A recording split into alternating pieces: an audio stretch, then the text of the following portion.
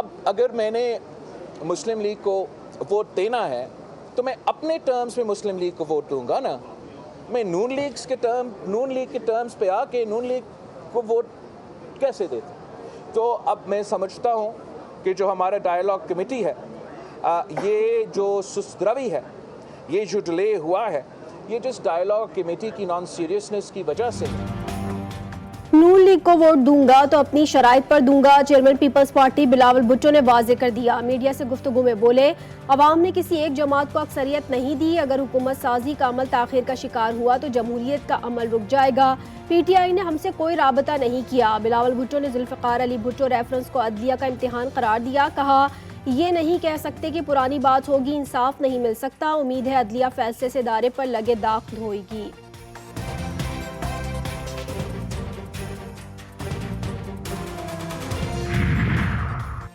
साबिक chief justice ने अपनी गलती का एतराफ़ किया। इसे बदनीयती नहीं, एतराफ़ जुर्म कहेंगे। चीफ जस्टिस के जुल्फ़िकार अली भुट्टो रेफरेंस की समाअत के दौरान रिमार्क्स। कहा, क्या भुट्टो केस अफवाज और सुप्रीम कोर्ट के लिए साख बहाली का मौका नहीं? मार्शल लॉ इनफरादी फैसला है, इसे फौज बतौर इदारा नाफिज नहीं करती। हमारा इख्तियार समाअत बिल्कुल वाज़े है, 2 बार नजरसानी नहीं हो सकती। हम इस केस में लकीर कैसे खींच सकते हैं? अगर मैं दबाव बर्दाश्त नहीं कर सकता तो मुझे अदालती बेंच से अलग हो जाना चाहिए। इलेक्शन कमीशन को बुलाएं इधर और उनको कहें कि जो मैंडेट है, जो चोरी किया गया, वो वापस करें। इसके बगैर सर कोई चारा नहीं है, इनारकी होगी खुदा न खास्ता। सेनेट इजलास में भी इंतखाबात में मुबैना धांधली की गूंज, अरकान फट पड़े। बैरिस्टर अली जफर का इलेक्शन कमीशन हुकाम को ऐवान में बुलाने का मुतालबा। बोले, पीटीआई का मैंडेट वापस किया जाए, ऐसा ना हुआ तो अनारकी होगी। एक बहुत बड़ा जुर्म हुआ जिसने मुल्क की बुनियादें हिला दी।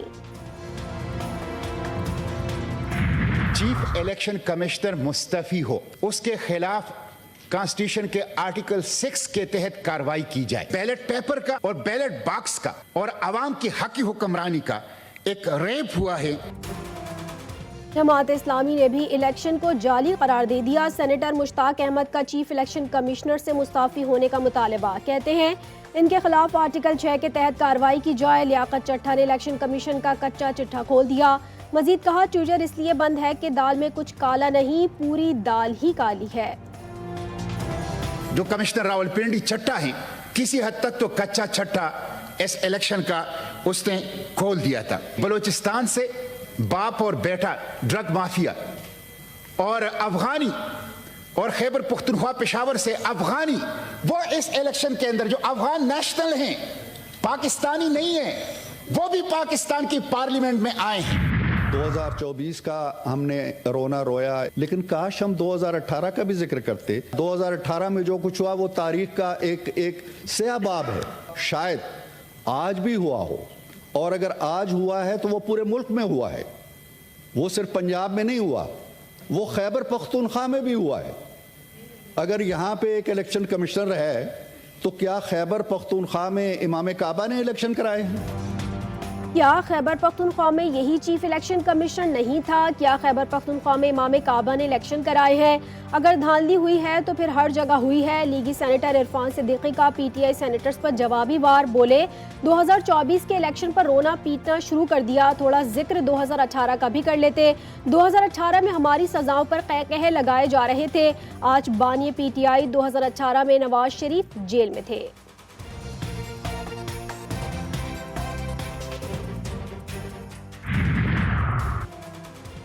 राजनपुर में सीटीडी पुलिस की कार्रवाई, एक दहशतगर्द गिरफ्तार, 2 दस्ती बम और असलहा बरामद। पुलिस ने दस्ती बमों को मौके पर नाकारा कर दिया। दहशतगर्द अहम मकाम पर दहशतगर्दी का मंसूबा बना रहा था। कश्मीर में 3 मगवी अगवाकारों के चंगुल से भाग निकले। अहले इलाका ने मगवियों को थाने पहुंचा दिया। जराये के मुताबिक तीनों अफराद का ताल्लुक इस्लामाबाद से है। तीनों 7 माह कबल नौकरी के झांसे में आकर कश्मीर पहुंचे थे।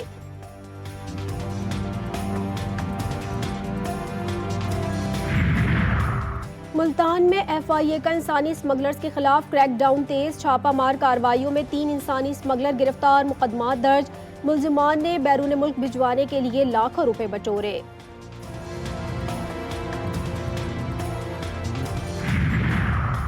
हैदराबाद में सिंध पब्लिक सर्विस कमीशन के तहत होने वाला SST का पर्चा मुलतवी होने पर उम्मीदवारों का सड़क के दोनों अतराफ धरना। सिंध पब्लिक सर्विस कमीशन इंतजामिया ने पुलिस तलब कर ली।